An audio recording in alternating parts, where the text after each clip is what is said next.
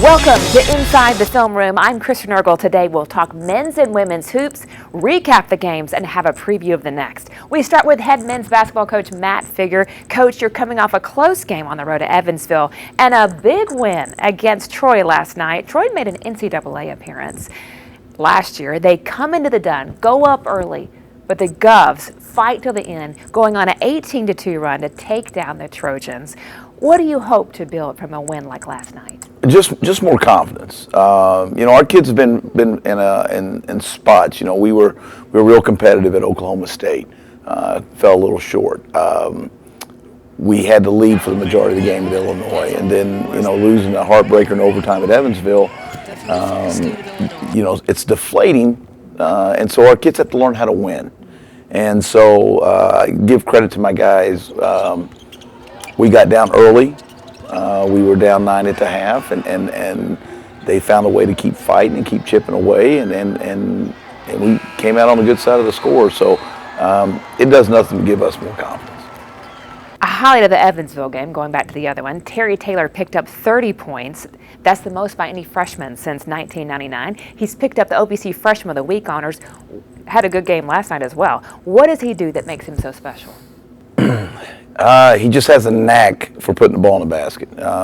He's left-handed, so it's kind of unorthodox, and he's got one of those gifts. He looks like he's in slow motion a lot of times, and that's one of those athletes that are real fluid and stuff. But just has a knack to score inside out. He's faster than what you think he is. He's strong. He's got great hands. So those are all contributors for him being a good scorer. Ed Stevens made his debut at Evansville. What type of impact does he have on your team, being a veteran, contributing like he did? Well, we're trying to get him back 100%, physically and mentally. He had an injury back in the summer that has really hurt him from his abilities physically.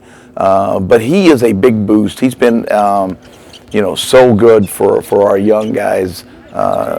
He's always the guy jumping up and cheering on the bench and getting him onto the floor. We just got to get the rust knocked off him a little bit, but he gives us another guy who can shoot the ball, and that's something that we've been missing over the course of the year.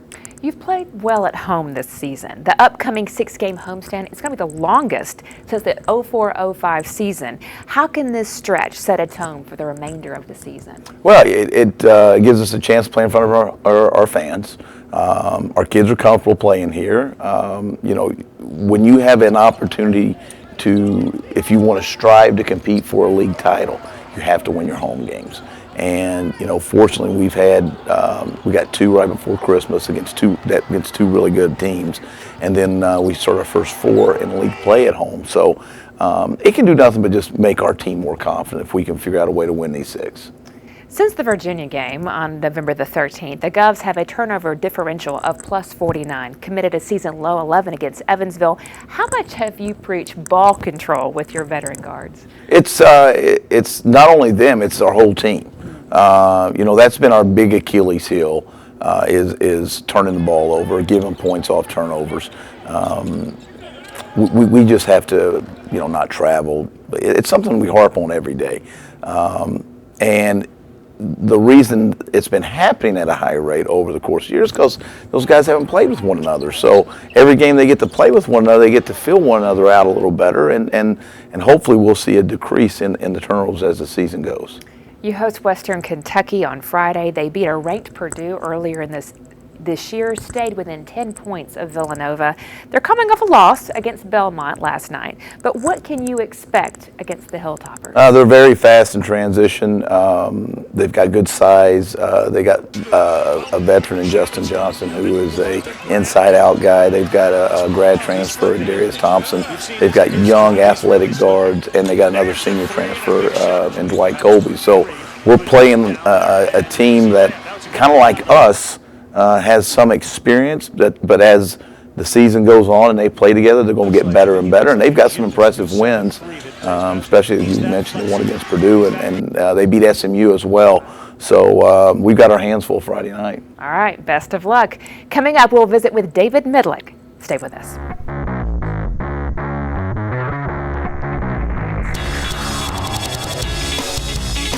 Welcome back. I'm with head women's basketball coach David Midlick. Since we last visited, you had a close game against Illinois. What was your biggest takeaway from playing a team like Illinois and playing well? I thought our effort was really good from the beginning, from the tap. We made things difficult for them. They obviously made things difficult for us from the final score being 59-47, but I thought we competed throughout all 40 minutes and we had a chance to win on the road against a good team. One of the things you mentioned was getting off to a fast start that you wanted to do. What were the keys to taking that lead going into half? I thought we moved the ball well in the first period, and also we had some transition baskets. We got some easy looks. It was difficult against them, especially in the second half, to get baskets in half court, but we pushed the basketball in the first half, not so much in the second. Monday you played Ball State, maybe a few possessions you would like to have back. Turnovers seem to play a big factor. How do you cut down on those looking ahead to SIUE? Right, first Ball State, give Brady and their team a lot of credit. I think that is a top 25 caliber team, and I thought we played hard looking back at the tape, watching it yesterday again, but 27 turnovers. They had many more possessions than us, and we have to take care of the basketball. Those two games we had 20 and 27 turnovers, and that was uncharacteristic of us, and that's something we'll focus on when we come back from the break. Jemiah Harrison and Nigel Crawford gave you good minutes coming off the bench against the Cardinals. What will you be looking for from your bench players heading into conference? More of what they gave us. I thought Jemiah and Nigel did a really good job in the Ball State game. Nigel attacked the basket from outside. Jay got some rebounds and some putbacks underneath, and we hope that carries on when we start conference play on the 29th. The team is in a good position heading into conference play. The only losses of the season are coming against some pretty quality opponents. What has been the biggest bright spot during this non-conference stretch? Yeah, I think we competed and won some games on the road against some good teams, and you feel confident when you can go on the road and stay together for 40 minutes and find a way to win against some quality basketball teams. Your team has a 10-day break without games before SIUE comes to town on the 28th. What will be your main focus as you start matching up against the OVC? Yeah, we'll be watching tape through Christmas time, and then when we start back, we'll be preparing for SIU Edwardsville. It's there's really three different seasons. There's a non-conference, there's a conference, and then the tournament, and it's time for phase 2. All right, enjoy your holiday. Thank you. You too. All right, thanks. Coming up, we'll talk with Terry Taylor.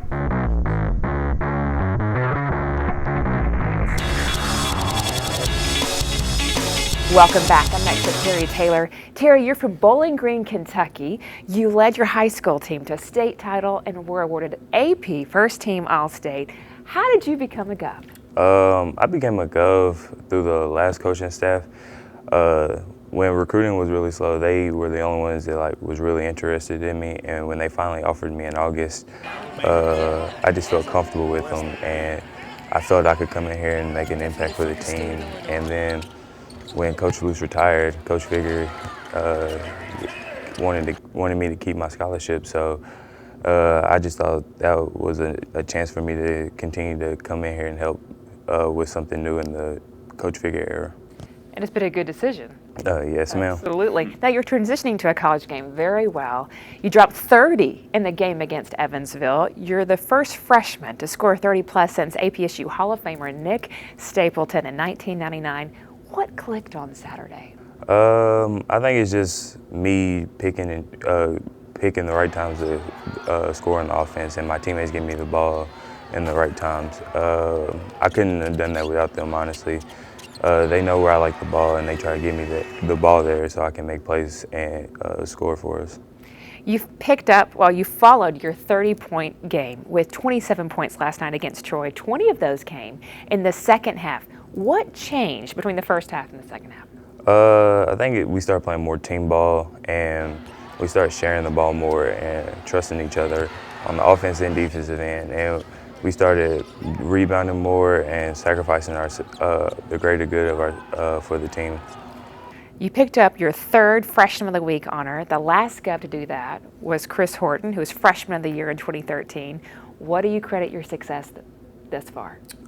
My teammates and coaches. They put a lot of pressure and trust in me. So I feel without them pushing me every day in practice and wanting me to be the best I can, I wouldn't have got the awards. And it's a credit to them. You currently lead the nation among freshmen in offensive rebounds per game at 4.1. Is that something that Coach Figure emphasizing, just crashing the boards on offense? Yes, he emphasizes it every day to get opposite inside and for us for the 3, 4s, and 5s to go crash the glass and try to get us extra possessions. And I try my best to give my team extra possessions so we have a chance to win. Pack the Dun Center Friday at 7 o'clock to see him and his teammates against Western Kentucky. Don't forget, conference play starts after the break. Join us on December 28th for a doubleheader against SIUE. The women tip off first at 4:30, followed by the men. And make sure to get your tickets at letsgopeay.com. Thanks so much for watching Inside the Film Room. I'm Chris Nurgle. Have a happy holiday. We'll see you next time.